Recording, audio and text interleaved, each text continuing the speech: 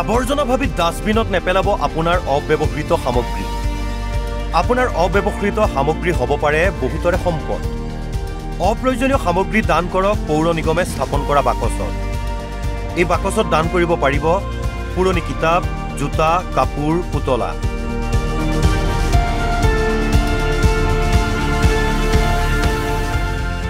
আমাৰ গুৱাহাটী দায়িত্বও আমাৰ।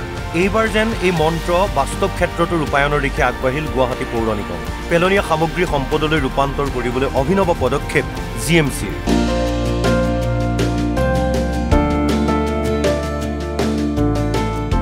এই লক্ষ্য আগত ৰাখি গুৱাহাটী পৌৰ নিগমৰ 12টাকৈ কাৰ্যালয়ত স্থাপন কৰা হৈছে কেইটামান বিশেষ বাকচ।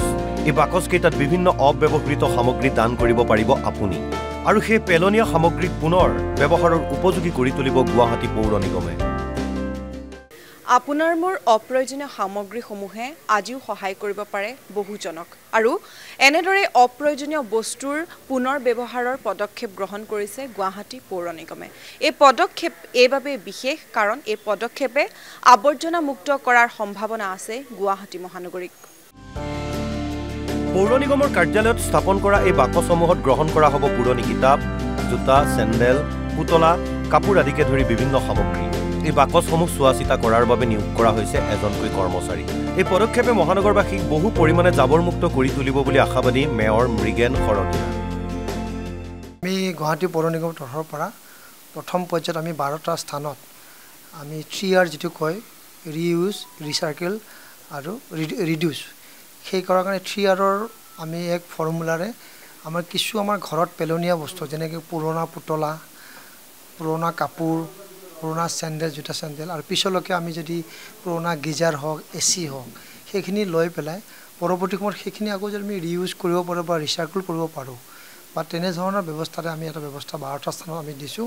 তো এনেধৰণৰ কৰিলে গুৱাহাটীত আমাৰ বিভিন্ন ধৰণৰ যি আমাৰ আৱৰ্জনা আছে সেই আৱৰ্জনাখিনি মুক্ত হ'ব আৰু ঘৰুৱা বস্তু আমি পেলনীয়া বস্তু য'তে ত'তে নেপেলাই এঠাইত নিৰ্দিষ্ট ঠাইত পেলাব আৰু য'ৰ পৰা আমি সেইটো লৈ যাব পাৰিম।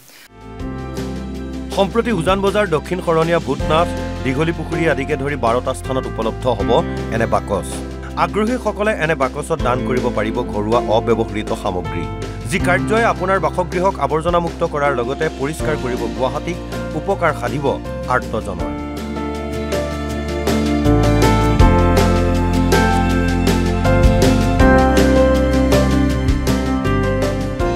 ভিডিঅ' জাৰ্নেলিষ্ট প্ৰশান্ত বৰুৱাৰ সহযোগত গুৱাহাটীৰ পৰা লিজা বৰাৰ ৰিপৰ্ট, NB নিউজ।